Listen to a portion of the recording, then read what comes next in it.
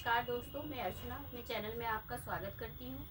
आशा करती हूँ आप सब अच्छे से होंगे, मैं भी अच्छी हूँ। आज मैं आपको शिवरात्रि के बारे में कुछ महत्वपूर्ण जानकारियाँ देने जा रही हूँ।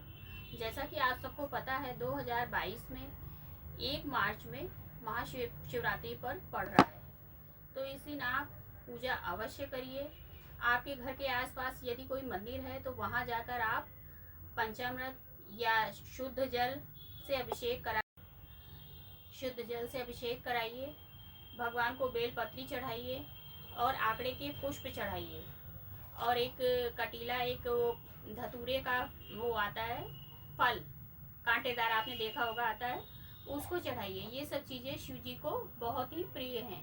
ये सब चीज़ें चढ़ाने के बाद आप दिया जलाइए, धूप जलाइए, जो भी आप करते हैं रेगुलर पूजा में, वैसे करके आप वहीं मंदिर में यदि आपको स्थान मिल जाता है तो बैठ जाइए और भगवान के नाम का 101 बार या 108 बार स्मरण जरूर कीजिए। कहते हैं शिवालय में जो बैठकर भगवान के मंत्र का जप करता है शिवरात्रि के दिन, उसको अनंत गुना फल की प्राप्ति होती है। और यदि वहाँ पे भीड़ है, क्योंकि शिवरात्रि का दिन है तो अनेकों लोग जाते हैं मंदिर, तो आप चाहे 11 बार कर लीजिए मन में, लेकिन वहाँ पर भगवान के नाम का उच्चारण अवश्य करिए। अब इसी प्रकार से आपको एक उपाय बताने जा रहे हैं अपने उन भाई बहनों के लिए जिनकी विवाह में विलम्ब होता है या कोई ना कोई होते होते विवाह में रुकावट लग जाती है या उनके विवाह का कोई वो नहीं बन पा रहा है, रिश्ते नहीं हो पा रहे हैं। तो इसके लिए आप लोग क्या करिए, शिवरात्रि से अच्छा कोई दिन नहीं हो सकता।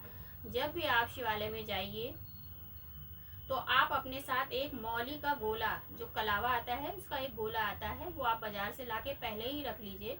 उस गोले को लेके जाइए और शिवालय में आप देखेंगे शिव जी के साथ गौरा की मूर्ति अवश्य होती है। ऐसे मंदिर में जाइए अगर आपको ये उपाय करना है जहाँ पर पार्वती जी यानी गौरा माँ अवश्य हो। वहाँ पर जाके जब आप अपनी पूजा संपूर्ण कर लीजिए तो फिर भगवान का नाम लेते लेते ओम नमः शिवाय कहते हुए उस कलावे से आप 7 बार शिवलिंग से या भगवान की जो मूर्ति है उससे ले जाते हुए गौरा माँ के साथ ऐसे करते हुए घुमाते हुए 7 बार दोनों के ऊपर उसको लपेट दीजिए, दोनों को, यानी दोनों भगवानों को एक साथ उस कलावे से जोड़ दीजिए। और उसके बाद 7 बार घुमाने के बाद उस पर आप 2 गांठ लगा दीजिए और मनी मन अपनी इच्छा बोल दीजिए, जो भी आपकी विवाह की इच्छा है, और भगवान को प्रणाम करके अपने घर को आ जाइए। बस ये ध्यान रखिए कि ये उपाय आपको पूरी श्रद्धा और भक्ति से करना है। तो ये हुआ उपाय उन भाई बहनों के लिए जिनके विवाह में विलम्ब हो रहा है।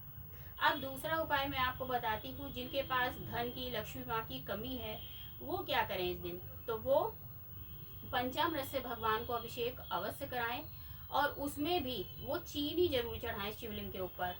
कहते हैं चीनी चढ़ाने से लक्ष्मी माँ की प्राप्ति होती है।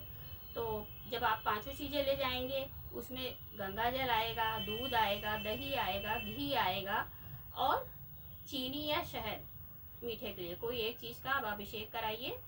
इससे आपको धन की प्राप्ति होगी। अब जिनकी सेहत नहीं सही रहती है, सेहत साथ नहीं देती है, आए दिन कोई ना कोई बीमारियों की चपेट में आ जाते हैं, तो वो क्या करें।